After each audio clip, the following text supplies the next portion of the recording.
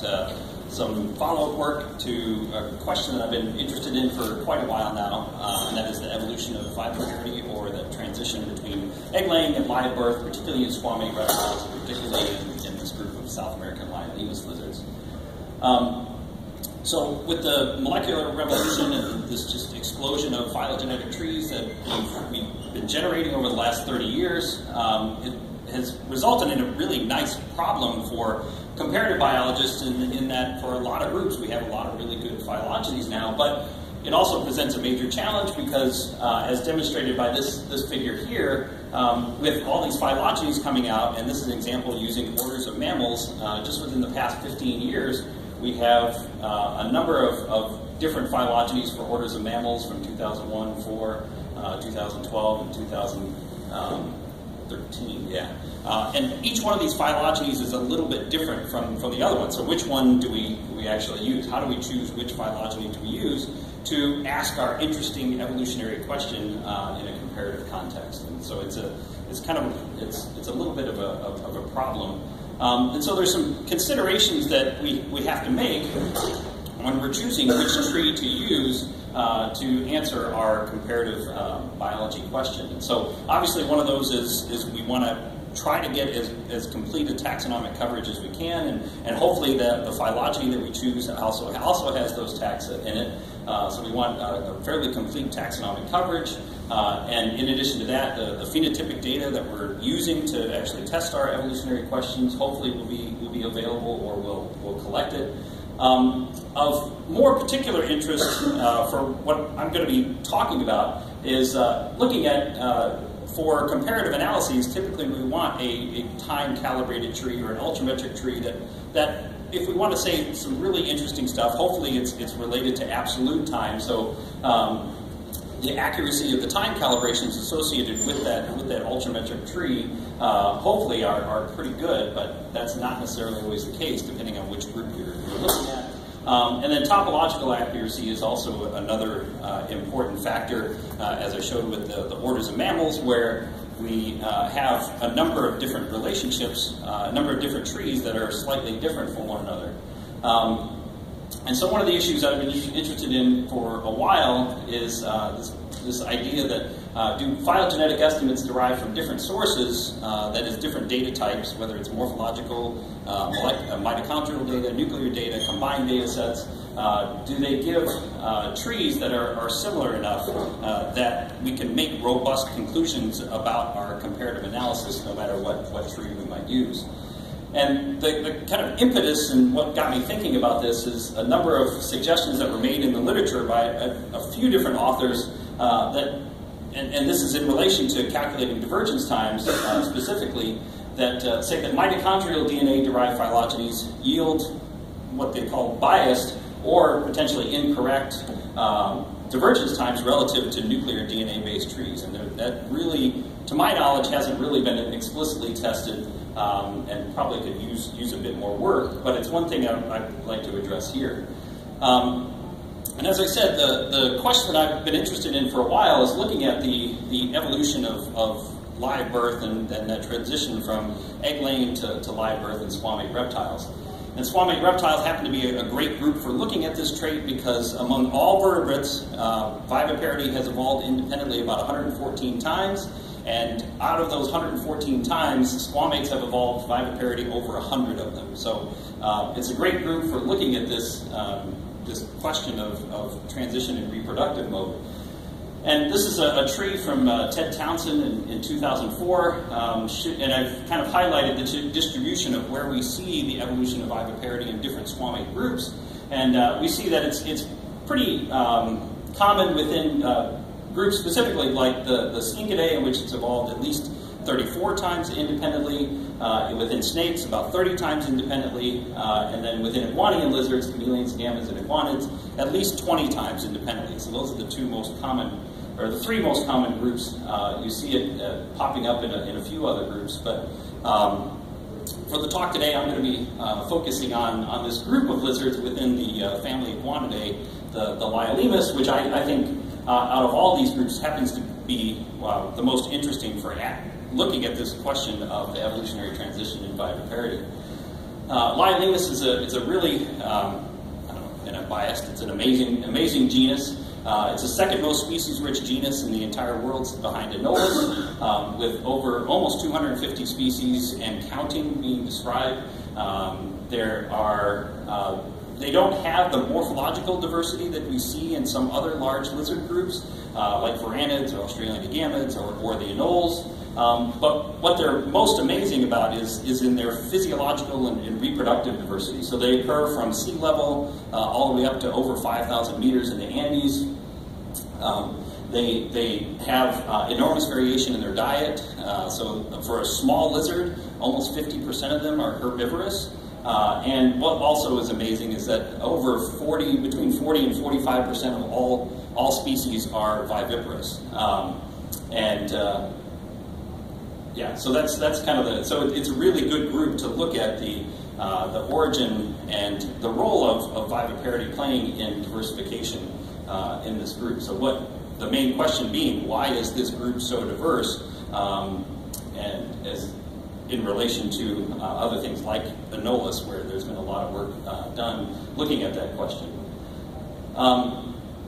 So the question I wanted to answer or was trying to address was, is viviparity associated with an increase in diversification rates in this genus? And as I'll mention a little bit later on, there are a number of other factors we can also test, and that's something for a little bit later. But I was looking at this specifically, and to do that, I generated some phylogenetic trees from different sources. So I have a mitochondrial DNA data set from 11 different gene regions and a continuous region of mitochondrial DNA from ND1 to CO1, about 700 base pairs, 6 nuclear genome regions totaling about 10,587 base pairs. And I included about 124 of the 240 or so species currently described, representing all the major lineages to minimize any potential bias in inferences of diversification, using Tinoblepharis, the Peruvian genus, and several Phymaturus as outgroups to root the tree.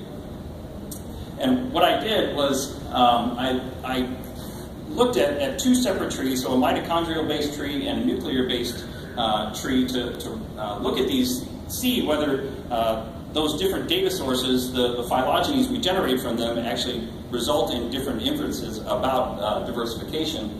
And in addition to that, I also looked at two different dating estimates for each of those two different trees from those different sources to see if different divergence times had an effect on inference of diversification rates, as well as the origin of the trees. So I estimated the phylogeny using partition maximum likelihood. I used the tree PL program, which uses penalized likelihood to estimate the divergence times. I ran out of time, but other analyses I did using Beast and Mr. Bayes to calculate divergence time to give similar estimates. So this is a lot quicker. And I used two dating times for the crown Liolaemus to estimate divergence times, which included this range of 40 to 46 million years as the age of the root from a paper I published previously, as well as the time tree of life estimates for the crown age of Liolaemus, which was I had in the range of between 32 and 61 million years. I reconstructed ancestral states of mesquite and then used Roboski's program BAM to identify lineages that had an increased rate of diversification to see whether there was an association with those lineages that also evolved viviparity. So getting right to the results, this is the nuclear-based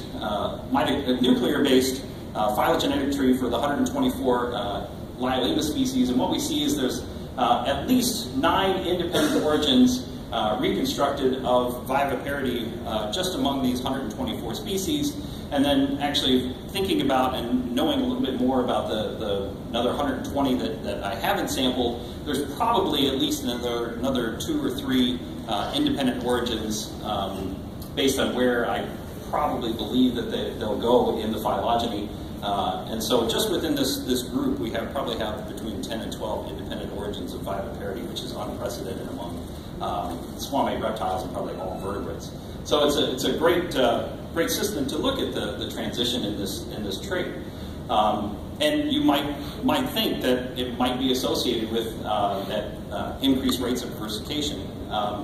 However, when we input each of those trees and look at different divergence time estimates in BAM, the results of the different divergence time estimates we actually don't get any, for the 124 species tree, there's really no impact of divergence time. So we see no significant differences in diversification rates among any of the Liolaemus lineages using either an early age of divergence or a later age of divergence. And that's the same with the mitochondrial-based tree and the nuclear-based tree. So either one of those sources, we don't get a significant relationship, or we don't get any significant differences in diversification rates of any of the lineages for either of those trees for either of the divergence times. And what's probably resulting in that is, with that amount of nuclear data, actually the congruence between the mitochondrial and the nuclear genes are pretty much the same, and the estimates of divergence times are a little bit different in the sort of shallower and sort of middle parts of the tree, but not that much different. So it's probably not necessarily surprising. But one of the things that should be obvious if you're familiar with some of these divergence time estimates is that probably what's most important is the taxon sampling issue. And in this case, Fitzjohn et al. In 2009 recognized the impact of unsampled taxa that could potentially bias BISI analyses, and so made a correction for that. And Davis et al., as well as others, followed up and showed that high tip bias, that is not sampling a large number of species that have a particular trait, will have a strong effect on BISI results. So to get around that issue, I sampled 339 individuals for the mitochondrial DNA region, which included another 50-some species, but also multiple divergent populations within the species.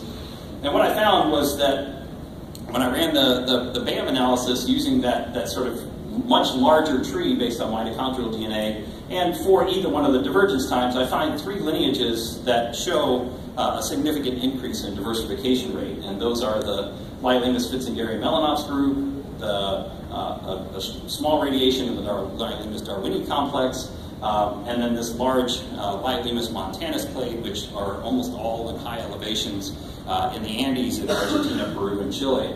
And of those 3 groups, only Liolaemus montanus is viviparous. And that transition from oviparity to viviparity is on the same branch where we see that increased rate of diversification. And so we see that these BAM analyses were robust to alternative divergence times as well as alternative trees, which is probably not surprising. Trees derived from different genetic sources also didn't really have much of an effect, especially since they really didn't differ that much in their topology. But of course, as probably expected, taxon sampling had a major effect. And even though viviparities evolved multiple times, it's really only associated with an increased rate of diversification in this one group of Liolaemus. But as I mentioned earlier, there are a large number of other factors that I want to look at that may be playing a role in Liolaemus diversification and may be playing a role with viviparity, which includes things like those species living in cold climates, that diet diversity that we see. They have lots of behavioral differences, body size, physiology, and so on. So, yeah, and that's my time. Thank these folks. And